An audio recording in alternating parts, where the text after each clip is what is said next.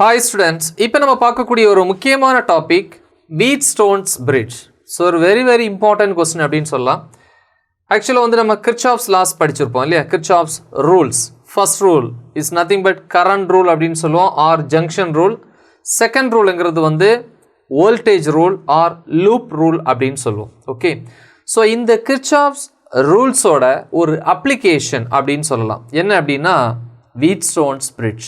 Okay, so இந்த Wheatstone's bridgeோட use என்ன அப்படின்னு பார்த்தீங்கன்னா, first one compare the resistances இல்லையா? ஸோ அப்போ நாங்கள் எழுதிக்கிறேன். ஃபர்ஸ்ட் ஒன் என்னது? Compare the resistances or resistance values of the resistors அப்படின்னு சொல்லலாம். Okay, and the second one determine the unknown resistance value. Unknown resistance value. Unknown அப்படின்னா என்னது? Value தெரியாமல் இருக்கக்கூடிய அந்த ரெசிஸ்டருடைய ரெசிஸ்டன்ஸை வந்து கால்குலேட் பண்ணுறதுக்கு வந்து நம்ம இதை யூஸ் பண்ணோம். ஓகே, அப்போ ரெண்டு பர்பஸ் இருக்குது. ஒன்று வந்து அந்த எலக்ட்ரிக் சர்க்யூட்ஸில் இருக்கக்கூடிய ரெசிஸ்டர்ஸை வந்து கம்பேர் பண்ணுறதுக்கும், தென் செகண்ட் ஒன் வந்து அன்னோன் ரெசிஸ்டன்ஸ் வேல்யூவை கால்குலேட் பண்ணுறதுக்கு நம்ம யூஸ் பண்ணோம். ஓகே, ஸோ இப்போ நம்ம அந்த சர்க்யூட் போயிடலாம். ஸோ இந்த பிரிட்ஜ், அதாவது நான் சொன்னேன் Wheatstone's bridgeன்னு சொன்னேன் இல்லையா? அப்போ இந்த பிரிட்ஜில் வந்து there are 4 resistors connected in network form. நெட்வொர்க்னு என்னது? வலைப்பின்னல் முறைன்னு சொல்லுவோம் இல்லையா? ஸோ ஓகே, வலை பார்த்துருப்பீங்க, ஸ்கொயராக இருக்கும். அதே மாதிரி தான் நான் கனெக்ட் பண்ண போகிறேன். சி, ஃபஸ்ட்டு ரெசிஸ்டர் இப்படி ஒன்று எடுத்துக்கிறேன் 1. ஸோ அதே மாதிரி இங்கே ஒரு ரெசிஸ்டர், தேர்டு ரெசிஸ்டர், அதே மாதிரி இங்கே 4th one. Right? So notations நம்ம கொடுத்துக்கலாம் இல்லையா? எஸ். ஸோ இதுக்கு வந்து நான் லெட்டர் P, Q, ஸோ இதுக்கு letter R and this is S. இந்த 4 ரெசிஸ்டர்ஸை வந்து நான் நெட்வொர்க் ஃபார்மில் கனெக்ட் பண்ணிட்டேன். இப்போ ஜங்ஷன்ஸ் நேம் கொடுப்போம். ஸோ இதை A, then this is B, this is C and this is D அப்படின்னு எடுத்துட்டேன். ஓகே, ஸோ இப்போ இந்த ஜங்ஷன் இருக்கு இல்லையா? B and D. So between the junction B and D we need to connect one galvanometer. So இந்த இடத்துல ஒரு galvanometer connect பண்ணுறேன். ஸோ அதோட ரெசிஸ்டன்ஸ் வந்து கேபிட்டல் G அப்படின்னு எடுத்துக்கலாம். Okay, right. தென் அப்போ கேபிட்டல் ஜிங்கிறது வந்து எதை குறிக்கும்? கேல்வனோமீட்டருடைய ரெசிஸ்டன்ஸ் வேல்யூவை குறிக்கும். ரெசிஸ்டன்ஸை மென்ஷன் பண்ணக்கூடிய நொட்டேஷன் அப்படின்னு சொல்லலாம். Right. Then remaining 2 terminals what are they? One is A and another one is C. அப்போ ஏக்கும் சிக்கும் இடையில வந்து என்ன பண்ணுறேன் அப்படின்னா ஒரு செல்லை வந்து கனெக்ட் பண்ணுறேன். செல் ஆஃப் இஎம்எஃப் சை அல்லது வோல்டேஜ் வி அப்படின்னு சொல்லலாம் இல்லையா? இப்போ வி சொல்லலாம் அல்லது சை அப்படின்னு சொல்லுவோம். Voltage or EMF. சரிப்பா, ஸோ இதை செல்லுன்னு சொல்லுவீங்க. ரைட்? ஓகே, இப்போ நம்ம என்ன பண்ணலாம் அப்படின்னா இதை ஆன் பண்ணுவோம் இல்லையா? அப்போ ஆன் பண்ணும்போது என்ன ஆகும்? இதில் இருந்து வந்து இந்த சர்க்யூட்டில் வந்து கரண்ட் ஃப்ளோ ஆகும். ஐங்கிற கரண்ட் பொதுவாக படிச்சிருப்போம். In series combination each resistor carries same amount of current but different amount of potential. ஆனால் எப்போ இந்த கரண்ட் வந்து ஒரு பேரலல் காம்பினேஷனை ரீச் பண்ணுதோ அப்போ கரண்ட் வந்து டிஃபர் ஆகும்னு படிச்சிருக்கோம். இப்போ பாருங்கள், கரண்ட் அப்படியே வருது. இந்த பாயிண்ட்டுக்கு வந்த உடனே என்ன ஆகும்? இந்த ஜங்ஷனில் 1 2 3 டெர்மினல்ஸ் வருது. மோர் தேன் 2 டெர்மினல்ஸ் வந்துச்சுனாலே அது வந்து என்னது? பேரலல். அப்போ கரண்ட் வந்து என்ன ஆகுது? ஸ்ப்ளிட் ஆகுது.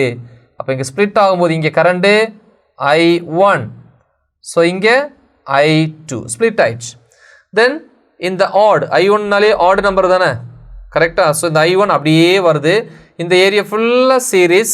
இந்த இடத்துக்கு வரும்போது திருப்பியும் parallel 1 2 3 more than 2 terminals at A point. அப்போ இந்த இடத்துலையும் கரண்ட் ஸ்ப்ளிட் ஆகுது பாருங்கள். I1 பிரியும் போதே I3, அதே மாதிரி இங்கே I2 பாருங்கள் எப்படி வருது. இந்த இடத்துக்கு வரும்போது பேரலல். ஸோ அப்போ இதுவும் இங்கே ஸ்ப்ளிட் ஆகுது. அப்போ இங்கே நொட்டேஷன் ஆரோ மார்க் போட்டுக்கிறேன். போட்டு இதை என்ன எழுதலாம்? I4 அப்படின்னு எழுதிக்கிறேன். கரெக்டாக? ஸோ அப்போ டிங்கிறது ஜங்ஷன், பிங்கிறது ஜங்ஷன், ஏங்கிறது ஜங்ஷன், அதே மாதிரி சிங்கிறது ஜங்ஷன். ஓகே, அதே மாதிரி இங்கே பாருங்கள் I1ங்கிற கரண்ட்டு இங்கே வந்து I3 ஸ்ப்ளிட் ஆகுது. அதே நேரத்தில் இங்கேயும் கரண்ட் வரும். கரெக்டாக? ஸோ அப்போ இன் திஸ் டைரக்ஷன் இந்த கரண்ட் எது வழியாக வருது? கேல்வனோமீட்டர் வழியாக வர்றதுனால இந்த கரண்ட்டுக்கு பேர் கேல்வனோமீட்டர் கரண்ட். ஐ ஸ்மால் ஜி யூஸ் பண்ணலாம், இல்லை இங்கே கேபிட்டல் ஜி இருக்கிறதுனால கேபிட்டல் ஜி யூஸ் பண்ணலாம், கேல்வனோமீட்டர் கரண்ட். ஓகே, ஸோ இதுதான் வந்து சர்க்யூட் டயக்ராம். ஸோ இதை வந்து கரெக்டாக நீங்கள் வந்து ப்ளாட் பண்ணிட்டீங்க அப்படின்னா உங்களுக்கு வந்து ஈஸியாக இருக்கும். ஸோ ஓகே, ஸோ இது எதோட அப்ளிகேஷன் அப்படின்னு சொன்னேன்? கிர்ச்சாஃப்ஸ் ரூல்ஸோட அப்ளிகேஷன் சொன்னேன். ஃபர்ஸ்ட் ரூல் அண்ட் செகண்ட் ரூலை நம்ம யூஸ் பண்ண போகிறோம். ஃபர்ஸ்ட் ரூல் எங்கே யூஸ் பண்ணணும் உங்களுக்கே தெரியும், at junction, right? Second rule எங்கே யூஸ் பண்ணணும்? க்ளோஸ் லூப் அப்படின்னு சொல்லலாம். ஓகே, ஸோ அப்போ ஃபர்ஸ்ட் எழுதுவோம், அப்ளை கிர்ச்சாஃப்ஸ் இல்லையா, KIRCHOFF கிர்ச்சாஃப்ஸ் என்ன ரூல்? First rule. ஃபர்ஸ்ட் ரூலுக்கு இன்னொரு பேர் என்னது? கரண்ட் ரூல் அப்படின்னு சொல்லலாம் இல்லையா? கரண்ட் ரூல் எங்க யூஸ் பண்ணணும்? At the junction B. First junction B use பண்ணிக்கிறேன், இந்த ஜங்ஷன், அதுக்கப்புறம் டிங்கிற ஜங்ஷன் படிச்சிருப்போம் இல்லையா? ஃபர்ஸ்ட் ரூல்ல current towards the junction is positive, leaving the junction is negative. அதாவது ஜங்ஷனுக்கு வரக்கூடிய கரண்ட் பிளஸ், ஜங்ஷனை விட்டு வெளியே போகிறது மைனஸ். ஆனால் ஸ்டேட்மெண்ட் என்ன? Algebraic sum of the current meeting at any junction is equal to 0. எல்லா கரண்ட்டையும் ஆட் பண்ணணும். ஆனால் டோட்டல் கரண்ட் வந்து எந்த ஒரு ஜங்ஷன் எடுத்துக்கிட்டாலும் 0ன்னு படிச்சிருப்போம் இல்லையா? ஓகே, இப்போ ஜங்ஷன் பிக்கு வரோமே, பிங்கிற ஜங்ஷனுக்கு வரக்கூடிய கரண்ட் எது? I1 வருது. பியிலேருந்து வெளியே போகிறது ஒன்று IG, இன்னொன்று வந்து I3. இப்போ வெளியே போச்சுன்னா மைனஸ், வர்றது ப்ளஸ். அப்போ எப்படி எழுதலாம் பாருங்கள், I1 minus IG minus I3 equal to 0. Okay, so இதை இக்குவேஷன் நம்பர் 1 அப்படின்னு எழுதிக்கலாம், right? And see the next step. பிரிச்சுப்போம். ஸோ இங்கே இன்னொரு கலர் நம்ம யூஸ் பண்ணிக்கலாம். இதே ரூல் தான், apply Kirchhoff's the same current rule எங்க? at the junction D. கரெக்டா? ஜங்ஷன் Dல நம்ம யூஸ் பண்ணிப்போம். இந்த Dங்கிற ஜங்ஷனை பாருங்க, ஜங்ஷனுக்கு வர்றது I2, வர்றது ப்ளஸ், அதை விட்டு வெளியே போகிறது மைனஸ். அப்போ வர்றது I2 வருது, IG வருது, ஆனால் விட்டு வெளியே போகிறது வந்து I4. அப்போ எப்படி எழுதுவீங்க? I2 ப்ளஸ் IG, வெளியே போகிறது I4, which is equal to 0. இது சமன்பாடு, I mean equation number 2 அப்படின்னு சொல்லலாம். So this is equation number 1, this is equation number 2. Next, எந்த ரூல் யூஸ் பண்ணோம்? செகண்ட் ரூல் இல்லையா? அப்ளை என்னது? Kirchhoff's CHOFF Kirchhoff's voltage rule எங்க? To the closed loop. So இதில் வந்து ரெண்டு லூப் எடுத்துக்கலாம் பாருங்கள். ஒன்று ABDA, இது ஒரு க்ளோஸ் லூப். எங்கே ஸ்டார்ட் பண்ணுறோமோ அங்கே முடிக்கணும், அப்போ தான் அது க்ளோஸ்டு இல்லையா? ஸோ அப்போ இங்கே ஆரம்பிக்கிறேன் AB, ஸோ இங்கே DA. கரெக்டாக? என்ன ஸ்டேட்மெண்ட் படிச்சிருக்கீங்க? Algebraic sum of the product of current and resistance. அதாவது கரண்டையும் ரெசிஸ்டன்ஸையும் மல்டிப்ளை பண்ணி ஆட் பண்ணணும் இல்லையா? அப்போ இந்த ட்ராக்கில் நம்ம இங்கே இருந்தால் ஆரம்பிக்கிறோம். அப்போ இங்கே வர வழியில் கரண்டையும் ரெசிஸ்டன்ஸையும் மல்டிப்ளை பண்ணணும். கரண்ட் என்னது? I1, resistance P. அப்போ எப்படி எழுதலாம்? I1 into P. கரெக்டாக? ஜங்ஷனுக்கு வருது பாருங்கள். திருப்பி நம்ம இப்படி தான் எடுத்துருக்குறோம், ABDA. அப்போ இப்படி தான் வரணும். இப்படி வரும் பாருங்கள். இங்கே ரெசிஸ்டன்ஸ் G, கரண்ட்டு IG. அப்போ ப்ளஸ் IG into G. ஏன்னா கரண்டோட டிரெக்ஷன்லேயே நம்ம ட்ராவல் பண்ணோன்னா அது ப்ளஸ்ஸு. ஓகே, ஸோ அப்படி நம்ம படிச்சிருக்கோம் செகண்ட் ரூலில். ஸோ அப்போ இப்படி வரும் IG into G.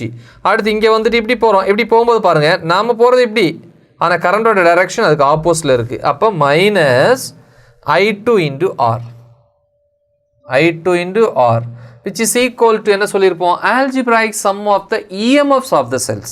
ஆனால் இதில் பாருங்கள், ஒரு செல்லு கூட இதில் கனெக்ட் ஆகலை. அப்போ செல் இல்லை அப்படின்னா EMF வேல்யூ என்னது? 0. So this is equation number 3. கரெக்டாக? ஸோ இதே மாதிரி இன்னொரு க்ளோஸ் லூப் எடுக்கிறோம். அதே மாதிரி சொல்லலாம், apply Kirchhoff's HOFF Kirchhoff's voltage rule எங்கப்பா? To the loop.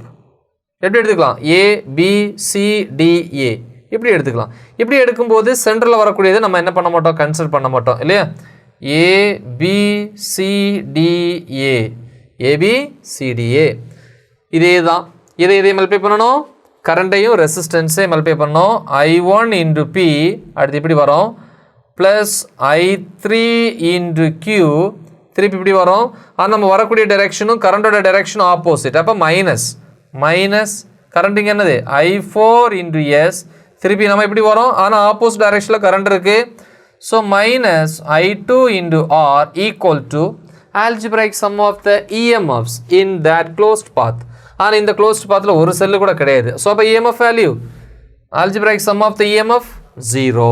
Okay, so இதை ஈக்குவேஷன் நம்பர் 4 அப்படி வச்சுக்கலாம். இதை வேணால் இன்னும் ஸ்ப்ளிட் பண்ணிக்கலாம். இந்த மைனஸ் இருக்குல்லப்பா, இது இந்த பக்கம் கொண்டு போயிட்டு அப்படின்னா எப்படி எழுதலாம், I1P plus I3Q minus right side போச்சுன்னா ப்ளஸ் ஆயிரும் I4S ப்ளஸ் I2R. இதே வேணால் ஈக்குவேஷன் நம்பர் 4 அல்லது 5 அப்படின்னு நான் எடுத்துக்கிறேன் இல்லையா. உங்களுக்கு ஈக்குவேஷன் நம்பர்ஸ் நீங்கள் எத்தனை வேணாலும் சூஸ் பண்ணிக்கலாம், எத்தனை வேணாலும் எழுதிக்கலாம். பட் அதை வந்து சிம்பிளிஃபை பண்ணும்போது ப்ராப்பராக கரெக்டாக அந்த நம்பர்ஸை வந்து மென்ஷன் பண்ணுங்கள். ஓகேப்பா, இப்போ கண்டிஷனுக்கு வருவோமே. நல்லா பாருங்கள், எப்போ வந்து பிங்கிற பாயிண்ட்லையும் டிங்கிற பாயிண்ட்லையும் பொட்டன்ஷியல் சேமாக இருக்குதோ there is no potential difference. Potential சேம்னு என்ன அர்த்தம், டிஃபரன்ஸ் இல்லைன்னு தானே அர்த்தம். அப்போ எங்கே பொட்டன்ஷியல் டிஃபரன்ஸ் இல்லையோ அங்கே கரண்டோட வேல்யூ என்னது 0. நிறைய இடத்துல சொல்லியிருக்கேன் கரெக்டாக. அப்போ பிங்கிற பாயிண்ட்லையும் டிங்கிற பாயிண்ட்லையும் பொட்டன்ஷியல் சேம் அப்படின்னா பொட்டன்ஷியல் டிஃபரன்ஸ் 0. அதனால் இதில் என்ன இருக்காது, கரண்ட் 0. அப்போ கேல்வனோமீட்டரில் டிஃப்ளெக்ஷன் இருக்குமா, இருக்காது. அப்படின்னா கேல்வனோமீட்டர் கரண்ட் வேல்யூ என்ன, 0. ஸோ அப்போ இங்கே எழுதலாம் when B and D இல்லையா, junction B and junction D are at same potential, கரெக்டா, are at same potential, கரெக்டா. வேணா பிராக்கெட்டில் எழுதலாம் பொட்டன்ஷியல் டிஃபரன்ஸ் இல்லை அப்படின்னா என்ன அர்த்தம், there is no current in the galvanometer. அப்போ galvanometer கரண்ட் வேல்யூ என்ன, IG equal to 0. இப்போ இதை நம்ம ஒவ்வொன்றா சப்ஸ்டிட் பண்ணிப்போம். ஒவ்வொன்றா வருவோம். ஃபஸ்ட்டு IG எங்கே இருக்குது, ஃபஸ்ட் ஈக்குவேஷனில் இருக்கா. அப்போ இன் 1 ஐஜியோட வேல்யூ என்னது 0. அப்போ 0 போட்டால் என்ன வரும், I1 minus I3 equal to 0. Minus I3 right side வரும்போது ப்ளஸ் ஆயிரும். So I1 equal to I3. This is equation number 6ன்னு எடுத்துக்கிறேன். தென் இன் 2 செகண்ட் ஈக்குவேஷன் வரும். இங்கே ஐஜி இருக்குது, வேல்யூ 0 அப்படின்னா I2 இது 0னா மைனஸ் I4 ரைட் சைடு வரும்போது equal to plus I4. This is equation number 7. கரெக்டாக. த நெக்ஸ்ட் வேறு எங்கே ஐஜி இருக்குது, தேர்ட் ஈக்குவேஷனில் இருக்குது. அப்போ இன் 3 ஸோ அப்போ இங்கே என்னது I1P ஐஜி வேல்யூ தான் 0 ஆயிடுச்சு. அப்போ 0 into G 0. அப்போ இது போயிடும். திருப்பி மைனஸ் I2R ஈக்குவல் டுக்கு அந்த பக்கம் வரும்போது plus I2R. This is equation number 8. சரியா. ஸோ அப்போ இதை வந்து எடுத்துட்டோம், ஈக்குவேஷன் நம்பர் 8. இனி ஃபோர்த் ஈக்குவேஷன் பாருங்களேன். ஃபோர்த்தில் வந்து என்ன கிடையாது, ஐஜி கிடையாது. அப்போ அங்கே நம்ம சப்ஸ்டியூட் பண்ண முடியாது. ஓகே, இப்போ நான் என்ன பண்ணுறேன் அப்படின்னா இந்த இருக்கு இல்லையா ஃபிஃப்த் ஈக்குவேஷனை எயித் ஈக்குவேஷனால் நான் டிவைட் பண்ண போகிறேன். ஓகேவா.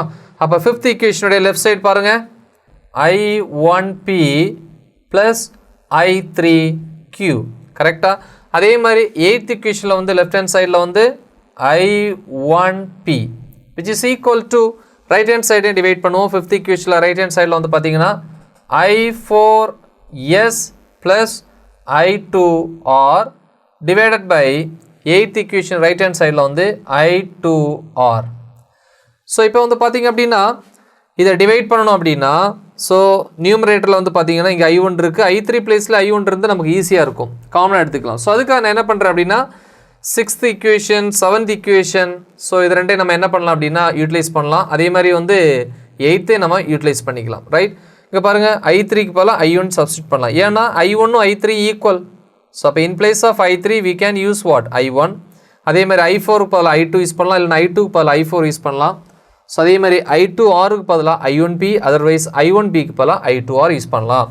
ஸோ அப்போ நெக்ஸ்ட் ஸ்டெப் சி I1P மேலே I1லேயே மாற்றிடுவோம், ஏன்னா கீழே I1 இருக்குது, டிவைட் பண்ண ஈஸியாக இருக்கும். ப்ளஸ் I3 அப்போ I3க்கு பதிலா என்ன எழுதலாம் I1 6th equationல இருக்கு so I1Q divided by I1P which is equal to right hand side வருமே denominatorல I2 இருக்கு அப்போ மேலே இருக்கிற எல்லாத்தையும் I2 மாற்றிட்டோம் அப்படின்னா I4க்கு பதிலா I2 எழுதிக்கலாம் அப்போ இந்த I4க்கு பதிலா I2S plus I2R divided by I2R right so இப்போ இது காமனாக இருக்குது மேலே பாருங்கள் I1 காமன் வெளியே எடுத்துட்டேன் அப்படின்னா P plus Q divided by I1P equal to இங்கே I2 காமன் வெளியே எடுத்துட்டேன்னா S plus R divided by I2R so இப்போ இதில் இதெல்லாம் கேன்சல் ஆகும் பார்த்தீங்கன்னா I1 cancel I2 cancel so அப்போ what about the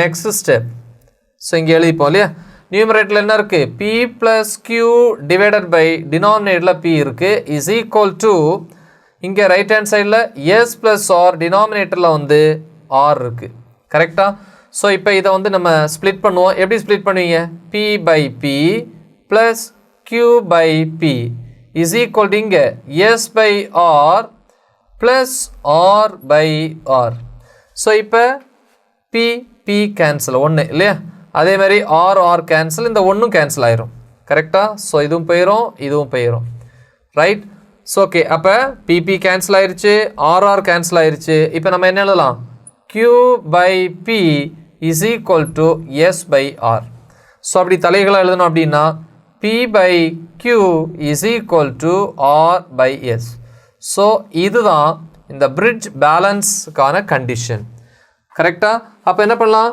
PQ values தெரிஞ்சிச்சு அப்படின்னா நம்ம ஈஸியாக என்ன பண்ணலாம் ரெண்டு அன்னோன் ரெசிஸ்டர்ஸோட வேல்யூஸை வந்து அதில் ரெண்டு அன்னோன் ரெசிஸ்டர்ஸை வந்து கம்பேர் பண்ணலாம் இது ஃபர்ஸ்ட் ஒன் செகண்ட் ஒன் இந்த 4 ரெசிஸ்டர்ஸில் 3 ரெசிஸ்டர்ஸோட வேல்யூ தெரிஞ்சிச்சு அப்படின்னா ஃபார் எக்ஸாம்பிள் இது எப்படி எழுதலாம் P is equal to Q இங்கே கொண்டு போயிட்டேன் அப்படின்னா Q into R by S இப்போ R வந்து known S known Q known இந்த மூணோட வேல்யூஸ் தெரிஞ்சு அப்படின்னா ஒரு அன்னோன் ரெசிஸ்டன்ஸோட வேல்யூவை நம்ம என்ன பண்ணலாம் ஈஸியாக கால்குலேட் பண்ணலாம் ஸோ இது ஒரு முக்கியமான ஒரு 5 மார்க் கொஸ்டின் நல்லா தெளிவாக ப்ராக்டிஸ் பண்ணுங்கள் தேங்க்யூ